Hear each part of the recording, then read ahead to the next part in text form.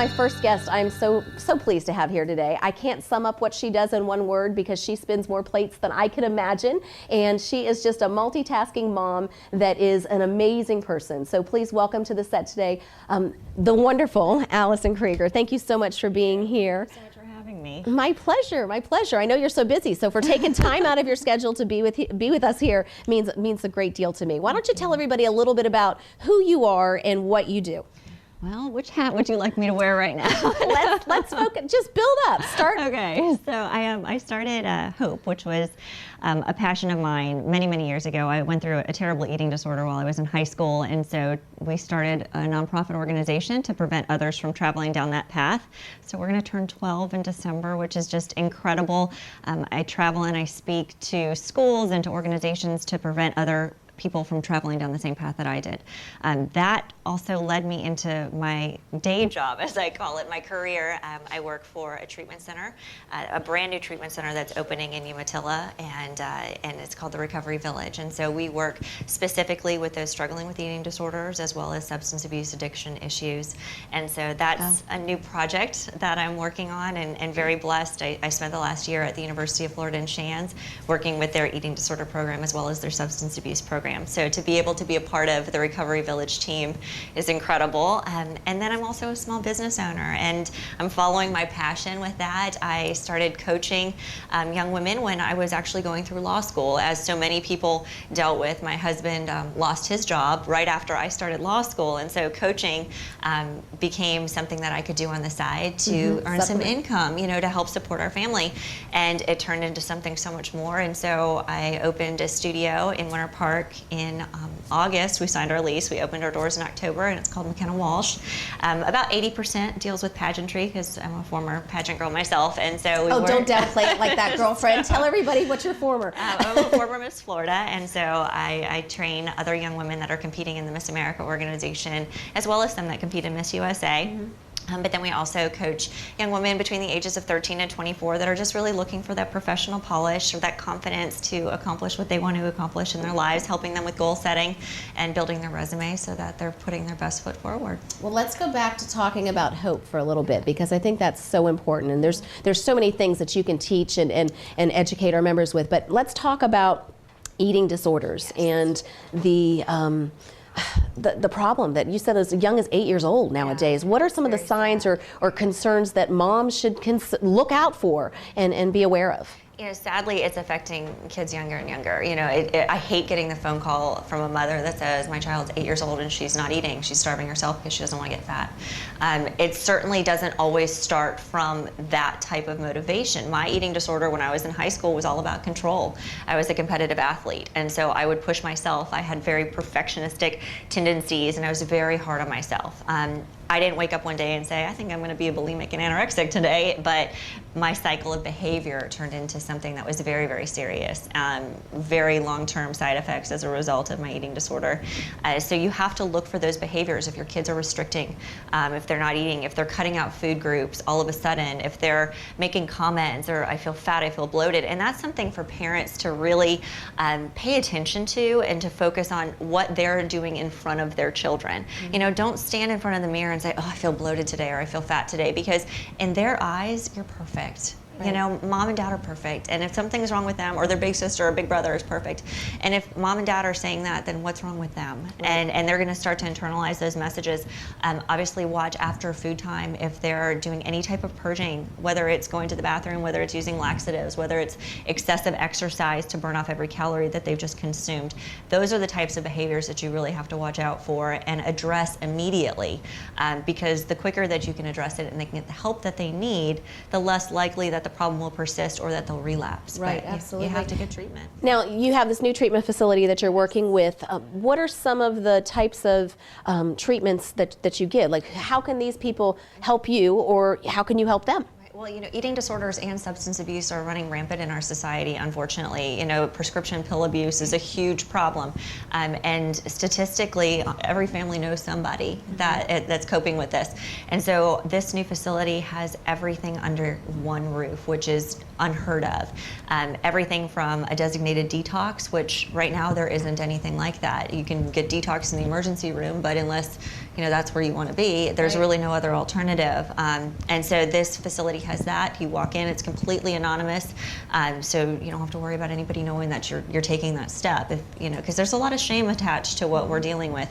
And there is a full residential program. The ideal is that you'll be there for 90 days, but sometimes we only get you for 28. And so 90 days, you can be there in the residential program, in the partial hospitalization program, which is a step down, or the intensive outpatient program. And every patient is treated, as a case-by-case basis, obviously.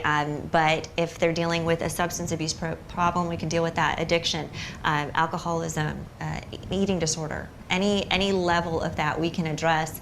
And there's such an issue with co-occurring disorders right now, with eating disorders with a substance abuse problem. We have an incredible specialist who's Dr. Kevin Wandler. He came to us originally from Arizona and is now he went to UF and Shands, and I started working with him there, but really a legend in this field. And now he's with us at the Recovery Village, and addiction psychiatrist with a real specialization in eating disorders. And what we're noticing is that the co-occurring with eating disorders and a substance problem is deadly instantly. I mean, these individuals are starving themselves, they're depriving themselves, and then they're using some type of substance to harm themselves. And that combination can just be very scary and fatal. Well, no different than what you do in the pageant world and working with those girls. You really like to empower young ladies to feel more comfortable with who they are.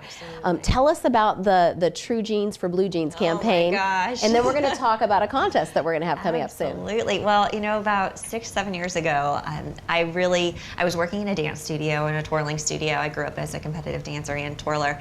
And I realized that I was in an environment in which I could really empower our youth to look at the bigger picture and not say, oh, I'm not fitting into the size jeans right now, something's wrong with me. No, donate the jeans, take care of yourself, focus on health and nutrition, and being the best version of yourselves, as opposed to identifying success with the size of your jeans. Right. So donate them. And so that first drive, we collected about 1,000 pair of jeans between these 800 kids that I was involved with, and it just kind of caught on. And then I became Miss Florida. And the Miss Florida contestants wrapped their arms around it. We got another 1,500 pair, and it kept growing and growing and growing. WOAMTEC got involved and certainly made a huge impact on the campaign as well. And we've collected 17,000 pair of jeans over the last 6 years, and they've been donated to organizations all over the world, which is just incredible. And what we really try to focus on now is providing jeans to the local communities from which they came from. So if South Florida collects 1,000 jeans, I want 1,000 jeans to stay in South Florida, even if it means we have to swap them out so they can be donated to organizations. I just got goosebumps. I think that's great.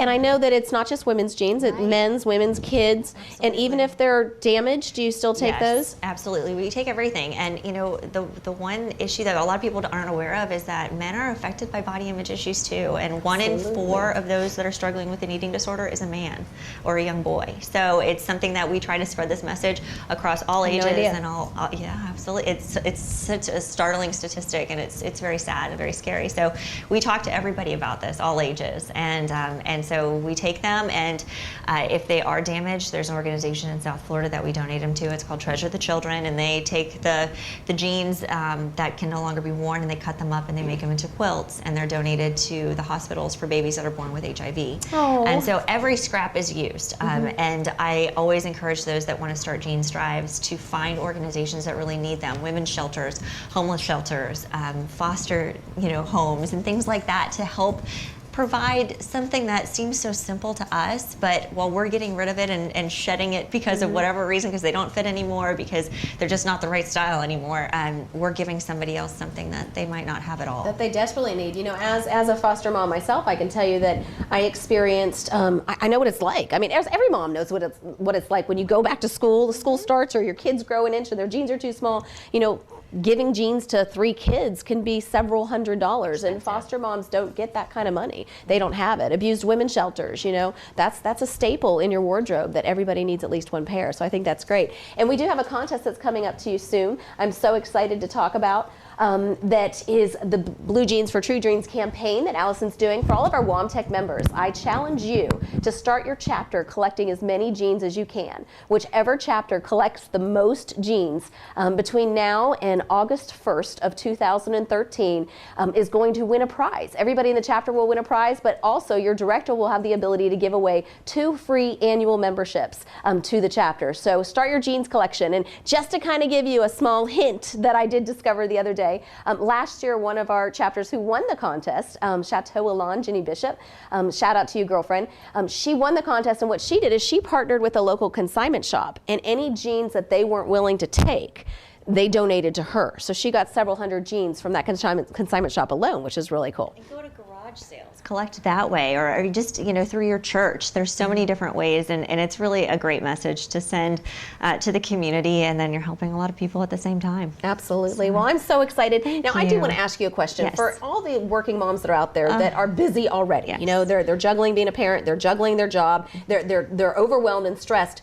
You not only have a full-time job, you're a parent, you're busy already, you've started a new sporting clothing line, which I think is awesome, and I'd love for you to share with us about that, but in a nonprofit. So how do you balance it all? Like, really good time management. I think that was something that my grandmother taught me at a very early age, was to always carry my planner with me. And now it's on my cell phone, but it was always delegate the time that you need to delegate, and put the things that are most important in there first so that they don't get overlooked. Because it's always so easy to say, you know what, on that Sunday, I'm going to cut out a little early so I can go to the studio and work. No.